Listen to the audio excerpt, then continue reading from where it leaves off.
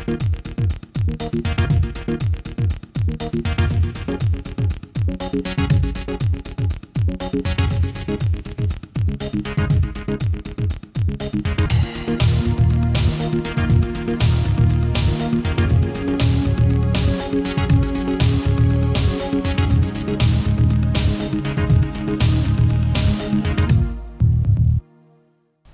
morning. I'm Councilmember Jennifer Mossotti, here with Monica Conrad, Director of Parks and Recreation with the city, at the former site of the Shillito Creative Playground. Morning, Monica. Good morning, Councilmember. Looks like we've got a lot going on here. We do. Fortunately, we are moving right along. So this used to be a creative playground, and I believe there were 4 in Lexington, I think almost 20-some years ago, 26 years ago. Picadome, Jacobson, Dunbar, and Shillito was the last to be built. And from what I understand, it was a creative playground that the ideas came from school children. They went around the area, talked with school children, asked them what they would like, and the kids came up with the ideas, and then based upon that, the contractor was picked. Is that kind of the process that was done? That's exactly right. Yes. So the creative playground was something that was different. Absolutely, something that was different, and with this particular playground, we brought Leathers back in to recreate that same feel. So he was the initial contractor. That's then. right. And because of that, and because of just the positive response we had from, 20-some years, that we wanted to kind of recreate something that could be similar to what it was initially done, but things have to change because of different compliant issues. That's right. So, we found through our community engagement, which you were so instrumental in getting out into the schools here locally and meeting with neighborhoods and talking to folks about what they wanted, we heard loud and clear that people loved the Shillito playground and loved that creative playground. So when we were working with our contractor, Leathers, who helped us build those initial 4 creative playgrounds, we thought it was really important to bring them in. So we'll be building those 2 structures as we move forward. But we also have to look at accessibility, and safety measures of, folks being able to access all different areas of our playgrounds. So this will really be above and beyond what's required for accessibility issues. When I was reading some of the history of this playground, the one thing that came to light was the budget. The budget back then was $100,000. Right. What is the budget today for this? So today the budget is about $500,000. So 5 times as much. It is. But we're going to get so much out of this playground because of this volunteer piece that we're incorporating into it, and really from a lot of donations and community support. So I would say it's probably more than $500,000 when it comes down to it. We've really been able to leverage our resources to get a great playground here at Shillito. And I guess the question I get asked a lot is, council member, why was the playground taken down? Sure. Yeah, it's probably our number one question as well. And it's quite honestly, they reached their age of life. After 26 years, that treated wood just no longer becomes viable. Our maintenance teams for the past 5 years have been removing pieces from that as they became warped or disintegrated, quite honestly. So we had let it live out its long life, but it was time for it to come down. So I would say then, therefore, the cost increase from $100,000 to $500,000 is because of the materials involved. Absolutely. And so now we use treated like Trex composite material versus that treated lumber. It will last longer. It's also more accessible. It's more safe. So it's going to be great, but it does increase our costs. Right, and then you have some ADA compliance you have to deal with as well. Absolutely. 80% of our playground has to be compliant and accessible. So if that's a grandmother on a walker or someone in a wheelchair or someone walking with a cane, they'll have accessibility here throughout the playground. So does the surface change because of that? It does. And while mulch is a approved surface for accessibility, we find that poured in place surfacing is a much better surface. And so these areas that are gravel now will soon be placed with this poured in place surfacing. It's a smooth texture that folks in any mobility issues will be able to access. Again, adding to the cost of the playground. It does add to the cost. So the biggest plus on this is that it's still a community build playground. Absolutely. Explain that to me. Sure. So that was a major piece in those 4 initial playgrounds here in Lexington through Leathers, was that they were a community build.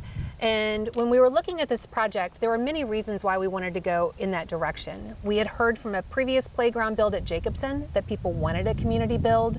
When we decided to incorporate Leathers into this process, we felt like that worked out very well with their building of playgrounds, quite honestly. So we're calling on folks to come out, work with us. We're going to be starting that on September 18th, which is a Wednesday, and we go through Sunday. And from 8 a.m. until 8 p.m., we will be building a playground together. And from what I understand, United Way is pretty much spearheading the volunteer effort. Absolutely. Tell me specifically what kind of volunteer help you need. Great question. So we need folks to do a little bit of everything. We need folks who can operate a drill, folks who can swing a hammer, carry things around, but also folks that can do mulching or raking, simply picking up debris along the site as we're moving along. We need folks to help with our food area because we'll be, providing meals to our workers throughout the day. We need folks to help with first aid and registration. So literally anybody can come out and volunteer and be a part of this process. Is there a certain age requirement? Yes, we prefer that it's 16 and older. 10 and older can come, but they need to make sure that they're here with a guardian or a parent. And we can work on those, when we check people in, we explain all that stuff to them. And you said it was from September 18th to the 22nd. What time does it start and what time does it end? 8 a.m. until 8 p.m. Okay. They can sign up online, and United Way of the Bluegrass, our great partner here, is doing all those online sign-ups. You can go to lexingtonky.gov/Shillito and sign up for a 4-hour shift. So it's not like you got to be here the whole 8 hours or 12 hours. You can sign up for a 4-hour block. Bring your family with you. We have some things we'd like for you to bring if you're coming out to do some skilled labor like gloves or drills. Make sure you bring the chargers with those drills. Of course. We'll have an entire tool team set up where you can check those in and out, where we label them. So our team really, our project management team and our planning and design team and our maintenance teams are really working to make sure that this goes as seamlessly as possible. Well, this is something that's really, really a great plus for the community, especially in this park. I know how heavily this playground has been used for the past 20-some years and how it will be in the future, and I know everyone's really excited about it. Yeah. Are there some new features here on the playground that maybe weren't here before? Absolutely. So in addition to having the new playground structures, we'll have a playground structure for 5 to 12-year-olds and also one from 2 to 5-year-olds. Some younger kids can get in on that play. We're going to have a water feature here behind us. You'll see that get completed here in the next couple of weeks. We also have a merry-go-round, the first of its kind in Lexington, that allows someone in a wheelchair to be in that merry-go-round and experience that play with kids of all other abilities. That's terrific. It is.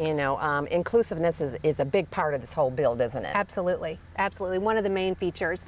We've also got behind you is just a plain pole at this point, but it'll be a really cool seating area with shade over it. So we've really tried to make sure that not only we maintain the shade that was already here with our trees, but also incorporate new shade.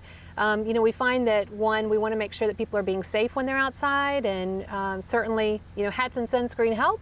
But when kids are out here playing in the sun all day, we want to make sure that there's shade as well. Absolutely. Well, and plus you have parents or grandparents that maybe have smaller children that need to sit and want to watch their children. And I know when we talked about this before, visibility of seeing children in different areas is really important as well. It is so important. So we've tried, Michelle and her team, when they're designing these playgrounds, look at areas for where can a parent sit and watch a 2-year-old, crawling on an area, perhaps right beside them, but also watch their 10-year-old within eyesight, or watch another child maybe playing with the water feature. So line of sight is very important. So that's one of our key areas as we're building these playgrounds. Well, this is great. So when do you anticipate completion? Well, is that a big question? I would love to say completion is going to be on September 22nd, our big family fun day. We're inviting everyone to come out. We're going to have a cookout. We're going to have ice cream. We're going to have our park and play and that's here. Sunday, the September 22nd. That's right. Sunday, September 22nd at noon. Okay. So we encourage people to come out. There's volunteer shifts available before that. But we anticipate that there'll be some additional improvements even on into next spring. We run into areas where we may need to put more pour in place in, but temperature will become an issue. Sure. So we anticipate that the final completion will probably be in the springtime. Okay. But we feel like on Sunday, September 22nd, we're going to have a great unveil. Well, I guess this is the question that I hate to ask, but I need to. What happens if it rains? Do we reschedule the following week, or what's the plan? We're a go. Oh, you're going to go rain or shine? We will go rain or shine. Okay. Yes, we will go rain or shine. That's a question that will be asked. It is, and so please bear with us if it's raining. But we feel like once we've got the mobilization of the Leathers crew that's coming in to do this with us, we really have to go rain or shine.